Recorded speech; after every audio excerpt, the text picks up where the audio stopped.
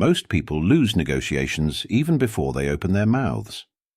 They enter the room with the smile of a polite supplicant, sit down like students in front of a teacher, and wait for their turn to speak. Meanwhile, the real players are already moving their pieces on the board. Negotiations are not a conversation or an exchange of opinions. They are a battle for status. The winner is not the smartest or the most experienced, but the one who first seizes power and holds on to it until the end. While some try to please, others quietly and calmly take control of the meeting's flow, agenda, decisions, and even the opponent's emotions.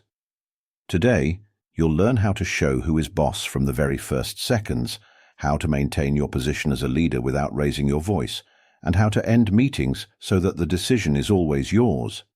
If you want to be listened to rather than tolerated, it's time to become the master of the negotiation table. Psychology of dominance. Negotiations are not about facts and not even about money. They are about feelings.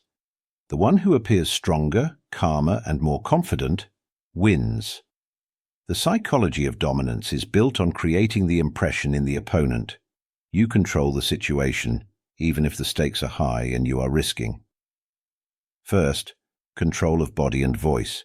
Your body should say, "I am the boss here." An upright posture, confident but slow movements, eye contact without challenge.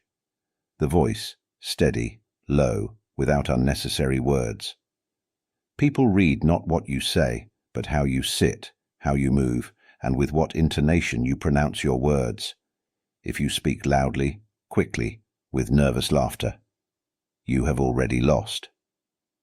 Example. Compare two negotiators. One sits hunched over, muttering, "Well, I think." The other slowly raises their gaze, pauses, and calmly says, "We offer two options." Even if the first is smarter, people will listen to the second. Second, meeting framing. Who sets the frame? Controls. Start the meeting by setting the rules. Today, we will discuss the key conditions and decide if it makes sense to move forward. This immediately shows that you will not waste time on pointless chatter. The framework gives you an advantage. The person automatically adjusts to the proposed scenario. If you do not do this, the other side will create the framework, and you will become an executor of someone else's agenda. Third, the energy of the leader. The leader does not rush. He is not afraid of pauses. He listens, nods, sometimes remains silent longer than the interlocutor is comfortable with. Silence is a powerful tool of dominance. When you are not in a hurry to respond, the other person begins to doubt themselves and often makes concessions to break the silence. Example. In negotiations over a multi-million-dollar contract, one of the directors simply remained silent for 20 seconds after the quoted price. During this time, the other side itself offered a discount, even though they were not asked. Fourth, demonstrating choice, not begging. You should not sound like a person who is pleading. The phrase, "We would really like to work with you," kills your position. Replace it with, "We have the opportunity to launch the project this month. Let's see if the format works for you." You are proposing, not asking. Power in negotiations begins with your internal state. You approach the meeting not as a fighter hoping to survive, but as a strategist who has come to set the pieces in the right positions. Tactical techniques for seizing power. Psychology lays the foundation, but by itself it won't hold the meeting. Concrete actions are needed that immediately make it clear. Here, they are governed by your rules. This is not about aggression, but about controlling the scenario. You don't argue, you lead. First, opening the meeting. Take the initiative. The strongest negotiators always start first. Don't wait for someone to offer a word. Take it. I propose we start. We have 3 key points, after which we'll discuss your questions. You act like a conductor. You don't ask if you can start. You begin. This creates an effect of strength. Everyone automatically accepts your frame as the norm. Second, setting the agenda and timing. Who controls the time controls the result. Immediately state the timing. We have 40 minutes to go through the essentials and make a decision. This is a simple phrase, but it makes you the master of the meeting's rhythm. The opponent begins to adapt to your frames, and their own objections sound weaker. Third, control of the space. If the meeting is offline, sit in a way that allows you to see the entrance, control eye contact, and avoid being cornered.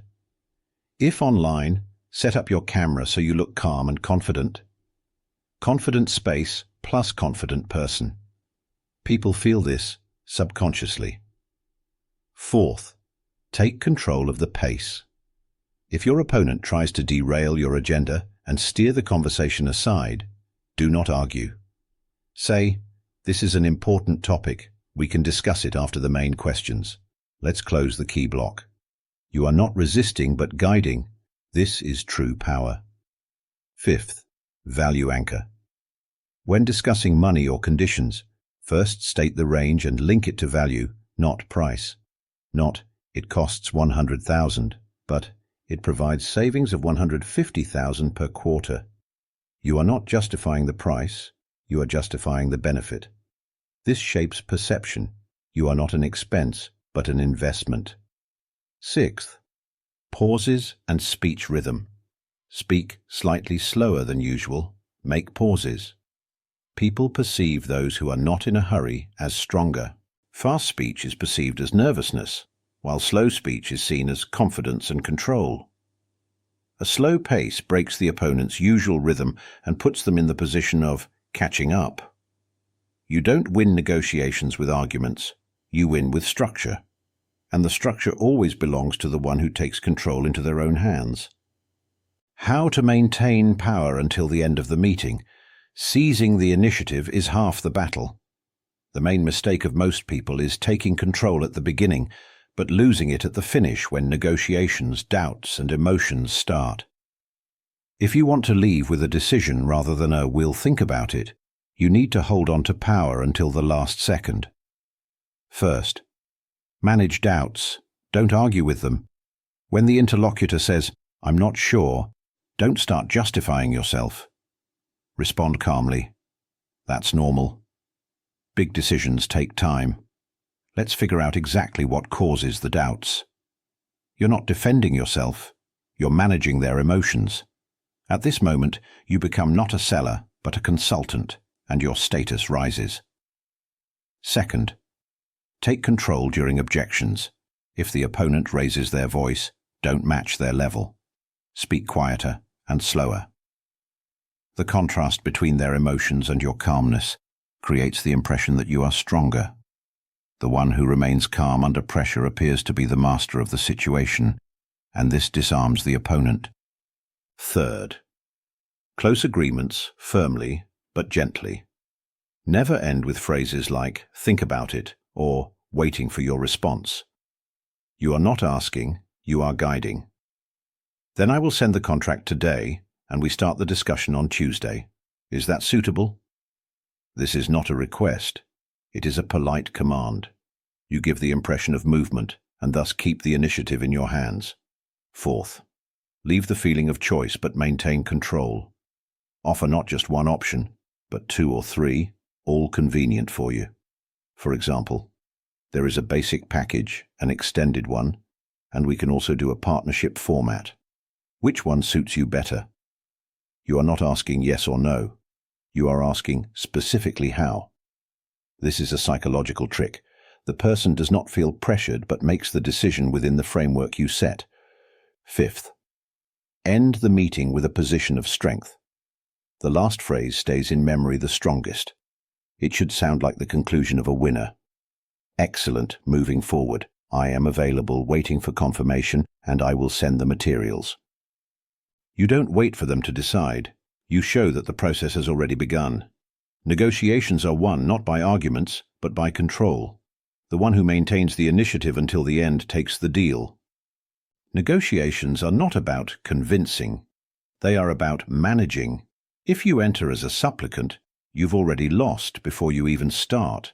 But if you come as the host, with a confident posture, assured speech, a clear agenda, and inner calm, you begin to dictate the rules rather than obey them. You learn how to create a leadership status from the first seconds, how to seize initiative and control the scenario, and how to maintain power until the very end, when decisions are almost made. This is not magic or manipulation, it is discipline.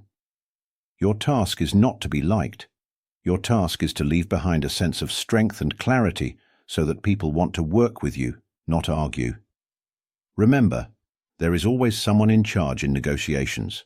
If it's not you, then you're just a statistic. From this moment on, you are no longer a guest at someone else's table. You are the one who chooses who can sit at yours.